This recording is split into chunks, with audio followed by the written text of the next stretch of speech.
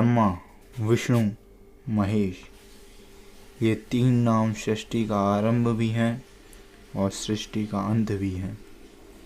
आप लोग इन तीनों भगवान के नाम से तो परिचित होंगे ही, पर माना जाता है कि ब्रह्मा जी ने दुनिया का निर्माण किया है, विष्णु जी ने दुनिया की रक्षा की है और महेश यानी शिव शंकर दुनिया का अंत है। अब लोग इन सब चीज़ों के बारे में तो जान गए।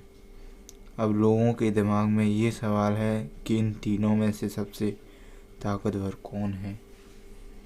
कौन है जो इनमें से दो पर अकेला भारी है? तो चलिए आज के इस सवाल का जवाब मैं आपको इस वीडियो में दूंगा।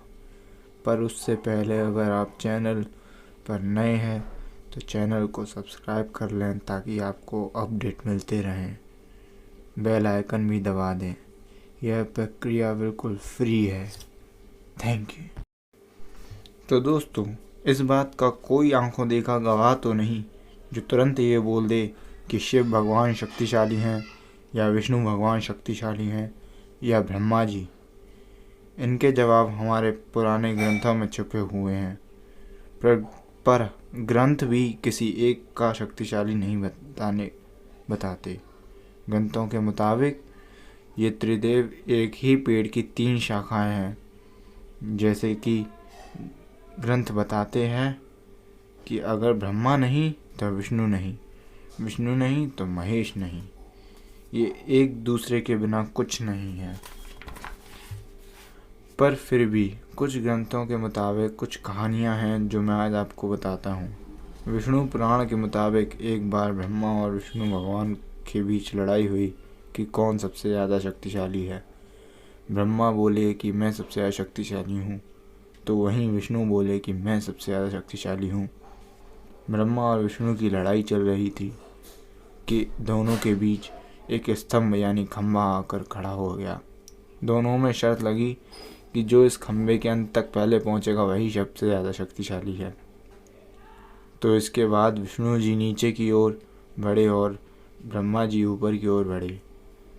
दोनों को खंभे का अंत नहीं मिला। तभी विष्णु जी ने अपनी हार स्वीकार कर ली, पर ब्रह्मा जी ने झूठ बोल दिया कि मैं खंभे के अंत तक पहुंच गया हूं। माना जाता है इस झूठ के कारण खंभे से एक शक्ति प्रकट हुई जिसे महादेव जाना गया। महादेव ने प्रकट होते ही ब्रह्मा जी के सरों में से उस सर को उखाड़ फेंका जो झूठ बोला था, और महादेव ने ब्रह्मा जी को श्राप दिया कि तुम्हें जगत में कोई नहीं पूजेगा। और विष्णु जी से प्रसन्न होकर महादेव ने उन्हें वरदान दिया कि वे उन्हीं की तरह पूजे जाएंगे। परंतु गीता के अनुसार विष्णु भगवान को सर्वश्रेष्ठ माना जाता है। दरअसल एक बार की बात है, सप्तऋषियों में विवाद हो गया कि सबसे शक्तिशाली कौन है। इसका काम भृगु ऋषि पर छोड़ा गया। भृगु ऋषि ने ब्रह्मा जी के पास गए और उनसे कुछ बोले जो बहुत ही गलत था। ब्रह्मा जी को उनके शब्द सुन के गुस्सा आया और भृगु ऋषि की तरफ भागे।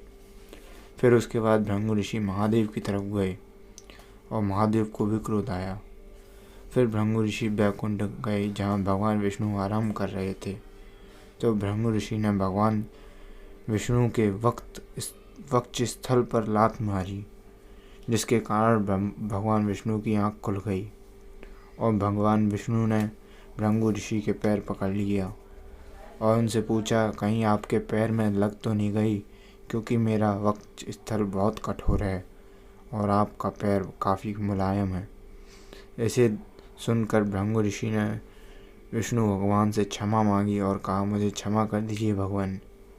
तभी से माना जाने लगा कि विष्णु भगवान ही हैं जो क्रोध पर काबू कर सकते हैं, और जो क्रोध पर काबू कर सकता है वही इस दुनिया का सबसे शक्तिशाली व्यक्ति होता है।